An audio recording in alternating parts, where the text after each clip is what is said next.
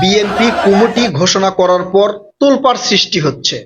এই সকল কর্মকাণ্ডের পিছনে যে গুপ্ত পরিকল্পনা বা গুপ্ত রহস্য আছে সেইটা আপনাদের কাছে ক্লিয়ার করে দিব। তার আগে আপনাদের কাছে আমার একটা প্রশ্ন, বিএনপির এই সকল কমিটিতে কাদের স্থান পাওয়া উচিত বলে আপনারা মনে করেন? ত্যাগী নেতাদের, নাকি এই যে সুযোগ সন্ধানী ঝাঁকের কই যারা আছে তাদের? আপনারা আপনাদের মূল্যবান মতামত কমেন্ট করে জানাবেন, ভিডিওতে লাইক কমেন্ট করবেন, একই সাথে ভিডিওটা শেয়ার করার অনুরোধ থাকলো। বিএনপিতে এই ধরনের ঘটনা নতুন নয়। নির্বাচনের আগেও আপনারা দেখেছেন যারা মনোনয়ন পায় নাই, মানে নির্বাচনের সময় সংসদ সদস্য হিসাবে মনোনয়ন পায় নাই, অথবা হচ্ছে নির্বাচনে অংশগ্রহণ করার জন্য যাদেরকে মনোনয়ন দেওয়া হয় নাই, তারা অনেকেই বিএনপি ত্যাগ করেছে এবং তাদের নেতাকর্মী বা সমর্থক রাস্তা ব্লক করে টায়ার জ্বালিয়ে আন্দোলন করেছে। এই ধরনের ঘটনাও কিন্তু ঘটেছে। তারেক রহমান তাদেরকে ভয় না পেয়ে ডিরেক্ট কি করেছে? তাদেরকে বহিষ্কার করেছে দল থেকে, অর্থাৎ দলীয় শৃঙ্খলা ভঙ্গ করার অপরাধে তাদেরকে বহিষ্কার করা হয়েছে। এমনকি সবচেয়ে আলোচিত নেত্রী রুমিন ফারহানা, টকশো সেলিব্রিটি, মোটামুটি তার কথাবার্তাগুলো আমার ভালোই লাগে, তাকেও বিএনপি বহিষ্কার করেছে বিএনপির কথা না শোনার জন্য। তো এই ধরনের ঘটনা তো বিএনপিতে নতুন নয়, অতীত থেকেই হয়ে আসতেছে। এখন বিএনপি বিভিন্ন জায়গায়, বিভিন্ন এলাকায়, বিভিন্ন জেলায়, বিভাগে নতুন করে কমিটি দিচ্ছে। ছাত্র দলের কমিটি, শ্রমিক দলের কমিটি, তাঁতি দলের কমিটি, মানে বিএনপির যেগুলো অঙ্গ সংগঠন আছে সেগুলোর একটা করে কমিটি দিচ্ছে।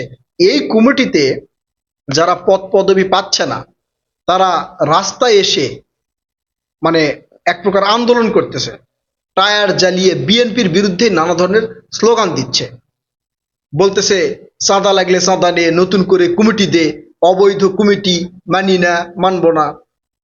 তার মানে বিএনপিকে কি তারা চাঁদা দিতে চাচ্ছে? এই ধরনের স্লোগান তারা কেন দিচ্ছে?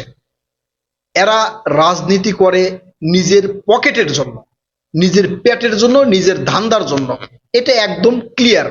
অথবা অন্য কেউ গুপ্ত হিসাবে এদের মধ্যে ঢুকে আছে।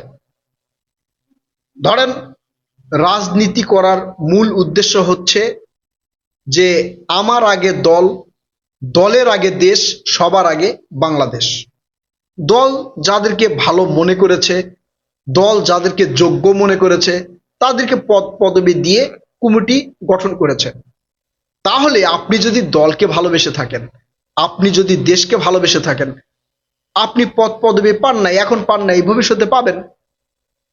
হয়তো ভবিষ্যতে আপনি যদি যোগ্য হন বা দল যদি আপনাকে যোগ্য মনে করে আপনাকে একটা পদ পদবি দিবে। তো এখন আপনাকে পদ পদবি না দেওয়ার জন্য আপনি দলের বিপক্ষে কথা বলছেন, জনগণের বিপক্ষে কথা বলছেন, দেশের বিপক্ষে কথা বলছেন, তাহলে অরিজিনালি আপনি কি দলকে ভালোবেসে রাজনীতি করেন, নাকি নিজের পকেটের জন্য, নিজের ধান্দার জন্য রাজনীতি করেন? এগুলো বেশিরভাগ মানে রাজনৈতিক দলের ক্ষেত্রেই হয়। আমি দেখেছি, আওয়ামী লীগের সময়ও দেখেছি, এখনো দেখতেছি।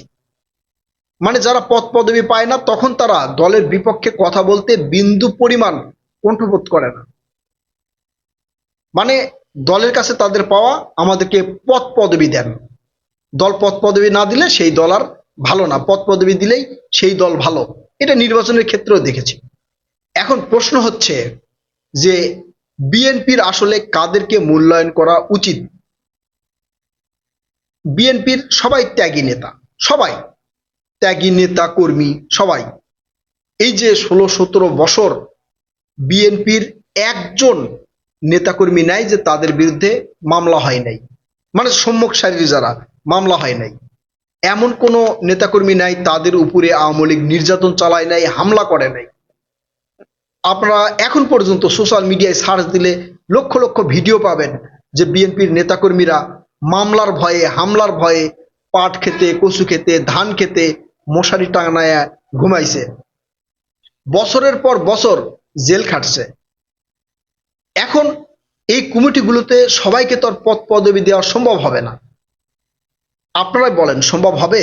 সম্ভব হবে না। এখন এর মধ্যে যারা বেশি ত্যাগী, ধরেন একজনের বিরুদ্ধে 2টা মামলা হয়েছে, আরেকজনের বিরুদ্ধে 10টা মামলা হয়েছে, একজন আওয়ামী লীগের 2বার মার খেয়েছে, একজন আওয়ামী লীগের 10বার মার খেয়েছে, একজন 1বার জেলে গেছে, একজন 10বার জেলে গেছে, একজন 1 মাস জেল খাটছে, একজন 1 বছর খাটছে, আরেকজন 10 বছর খাটছে। এই এই ধরনের মানে বিচার বিশ্লেষণ করে তাদেরকে বিএনপির পদ পদবি দেওয়া উচিত বলে আমি মনে করি। আপনি একটা নেতার সাথে ছিলেন, আপনি মার খেয়েছেন, নেতাও মার খেয়েছে, আপনি 1বার মার খেয়েছেন, আরেক নেতা খাইছে 10বার, তাহলে আপনারাই চিন্তা করেন যে কাকে পদ পদবি দেওয়া উচিত হবে। আপনার টাকা আছে অথবা আপনার 10জন সমর্থন বেশি আছে, সেটা মূল্যায়ন করা উচিত, নাকি যে অতীতে এই যে আওয়ামী লীগের হাজার হাজার মামলার আসামি নির্যাতিত হয়েছে, হামলার শিকার হয়েছে, তাদেরকে পদ পদবি দেওয়া উচিত? এটা আপনারা চিন্তা ভাবনা করে দলের বিপক্ষে স্লোগান দেন, কথা বলেন, সমস্যা নাই। আর বিএনপির শীর্ষ পর্যায়ের যারা নেতাকর্মীরা রয়েছে তাদেরও উচিত, কারণ তাদের অনেক দিকে বিবেচনা করতে হয়। একটা বড় দল আওয়ামী লীগ বাংলাদেশে নাই, তারা পালিয়ে গেছে, আবার জামাত বিরোধী দল হিসেবে আছে, এনসিপি তারাও কিন্তু মোটামুটি শক্তিশালী, একদম নর্মাল ভাইবেন না। এই জামাত এনসিপি কে ট্র্যাকেল দিয়ে আওয়ামী লীগকে মানে ওই একইভাবে ট্র্যাকেল দিয়ে দল টিকে রাখা, দলকে বড় করা, দলের সমর্থন বাড়ানো, সাধারণ জনগণের কাছে জনপ্রিয় হওয়া, অনেক চিন্তা ভাবনা কিন্তু করতে হয় বিএনপির শীর্ষ নেতাদের। তাই তারা যে পদ পদবি দেয় তারা অনেক চিন্তা ভাবনা করে দেয়, কাকে পদ পদবি দিলে দলের জন্য ভালো হবে, কাকে পদ পদবি দিলে সবকিছু ট্র্যাকেল দেওয়া সম্ভব হবে, কাকে পদ পদবি দিলে দল জনপ্রিয় হবে, এগুলো অনেক চিন্তা ভাবনা করে কিন্তু তাদের সিদ্ধান্ত নিতে হয়। অনেক সময় আমরা মনে করি যে ওই ব্যক্তিকে পদ দেওয়া ঠিক নয়, আরেক ব্যক্তিকে পদ দিয়েছে সেটাও ঠিক নয়, পদ দেওয়া লাগতো আরেকজনকে। আমরা এটা স্বাভাবিকভাবে দেখি আর কি, যে একজন হচ্ছে 2-1 দিন মার খেয়েছে বা বিএনপির সামনে ছিল না, তাকেও বিএনপির পদ দিতে হয়েছে। এর মধ্যে গোপন কিছু রহস্য আছে। একটা দল চালানো এত সহজ নয়। তারেক রহমান তিনি বলেছেন না যে প্রধানমন্ত্রীর চেয়ার আগুনের মতো উত্তপ্ত? আসলেই এটা উত্তপ্ত। কেন্দ্রীয় নেতারা, ওই যে শুধু আমরা মনে করি এত বড় নেতা এত বড় নেতা, ওদের মাথার মধ্যে সব সময় চিন্তা ভাবনা নিয়ে থাকতে হয়। আমরা অনেক সময় মনে করি যে এমন একটা নেত্রী, যেমন ধরেন এই যে রুমিন ফারহানা, সব সময় সামনে এসেছে, বিএনপির পক্ষে কথা বলেছে, মানে জনগণের কাছে তুমুল জনপ্রিয় হয়েছে, তাকে কেন বিএনপি বাদ দিল? এর মধ্যেও গোপন রহস্য আছে। অযথা বাদ দেয় নাই, তাকে বাদ দেওয়ার কারণে বা তাকে দল থেকে বহিষ্কার করার কারণে দলের অবশ্যই কোনো না কোনো লাভ হয়েছে, তাছাড়া তো বিএনপি এই সিদ্ধান্ত নিত না। তো এগুলো অন্তত দলের কর্মী, নেতা বা সমর্থক হিসাবে আপনাদের বোঝা উচিত, জানা উচিত।